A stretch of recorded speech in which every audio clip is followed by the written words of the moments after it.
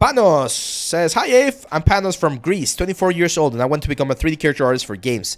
I'm a self-taught and been learning 3D for almost 2 years. I know my portfolio is small because I recently shifted my focus from product advertisement to character art for games, as I realized I enjoy it much more.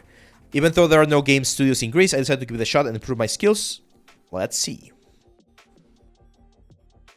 Okay, interesting.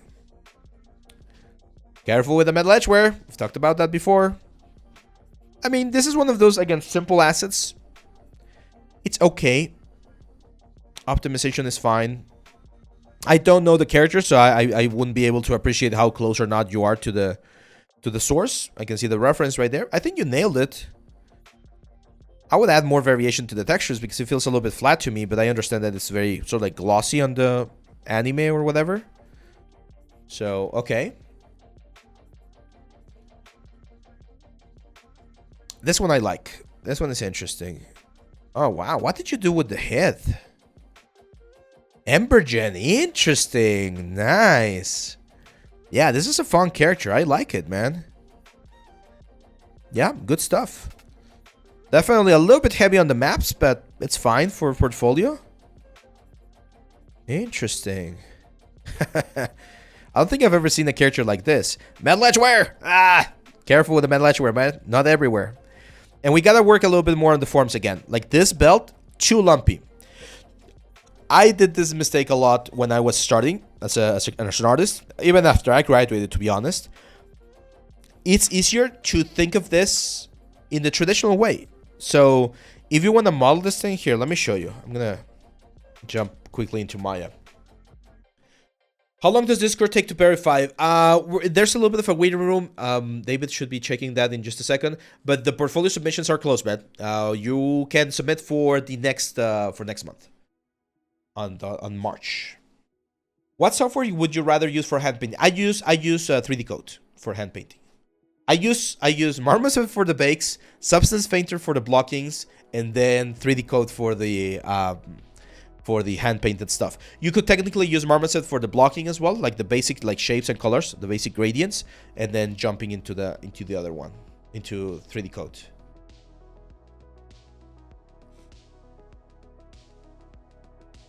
Come on, Maya. Nah. It just crashed. We'll check that, Mango. I'll help you out. It's probably an installation thing or like a driver thing. It could be something like that.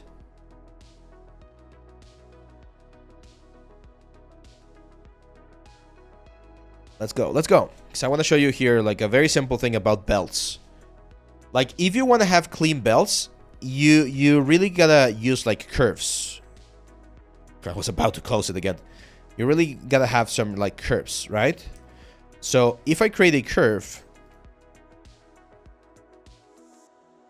what I can do here is I can create my sweep mesh, right? I'm gonna bring this sides to 4. And I'm going to twist this so that it's as flat as possible. Something like that. Right?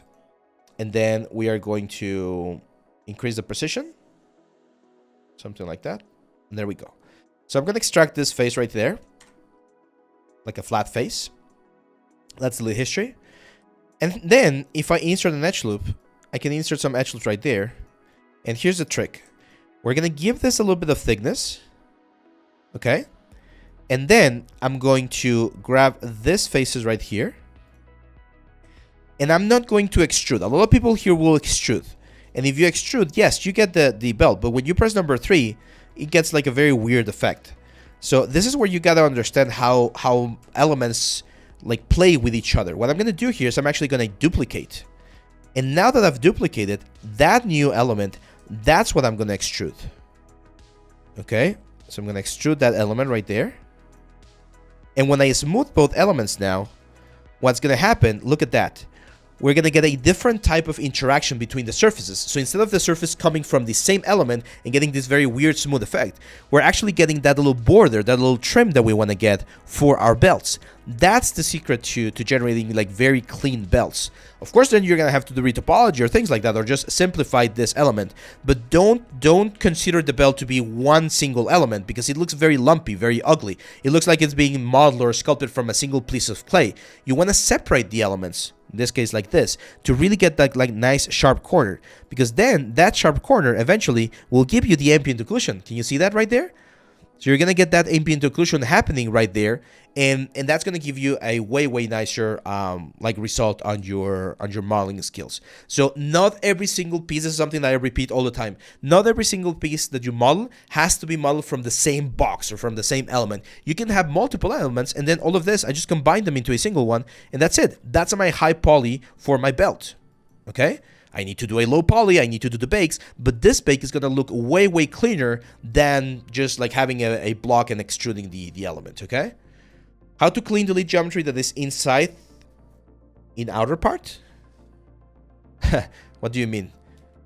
Like sometimes I get this, like if you have an object like this and you extrude out, now there's like an object on the inside. Best way to delete that is select the faces on the outside and then shift select everything, and it's going to select the faces on the inside, and then you just delete.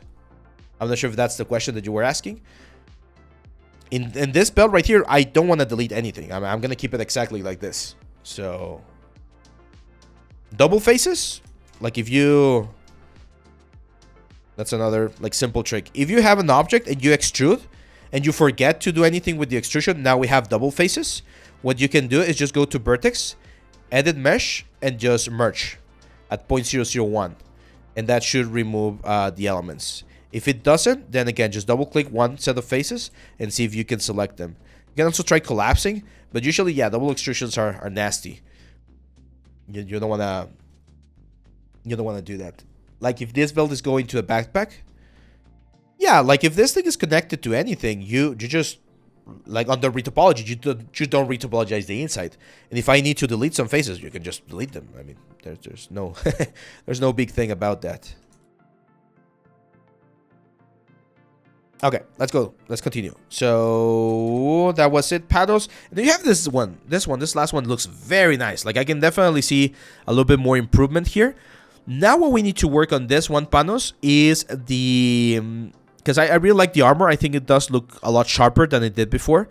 But there's a very common trick that Blizzard uses quite a bit on their armors. Riot does this as well. If you have an armor, right, like a shoulder pad, and you're doing this like very traditional like shoulder pad approach, right? Everyone has seen the shoulder pad. That looks very basic, right? Like it looks very CG, it looks very like weird. So what you can do is you can play a little bit with the silhouettes of the elements. First of all, you can try adding a little bit of a chamfer or like a bevel on the borders of things, like this. That's gonna definitely help with the general shape of things. It's gonna look a little bit more interesting instead of like CG, right? So you can see how the shape improves from this piece right here to this piece right here just by adding those like little bevels. Yes, it's gonna add extra geometry, but it also makes it look a little bit nicer.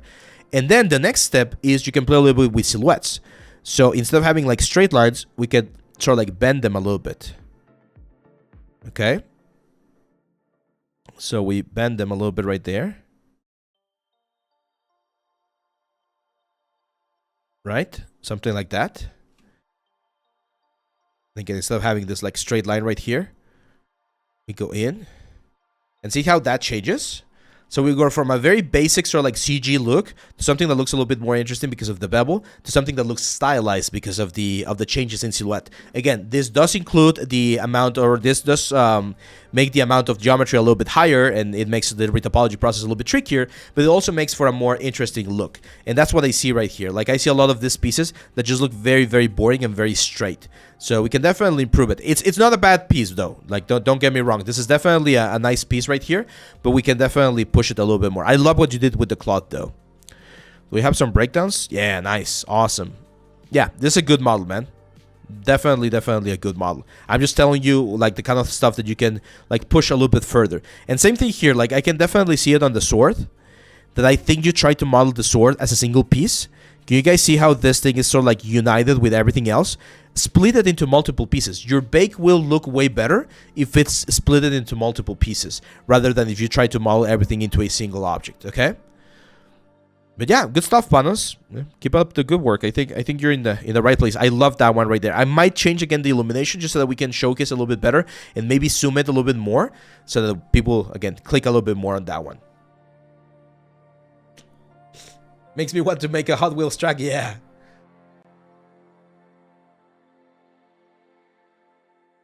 I feel like I'm losing my voice. And I don't want to do that because I'm not going to be able to record. So... I'm a Blender user. How to shift from Blender to Maya? Just start learning the tools. Like if you already know how to do something in Blender, just Google how to do extrusion in Maya and you're gonna see the tool. I do have a course if you want to check it out. It's a very like introduction level course. But yeah. Let's go to the next one.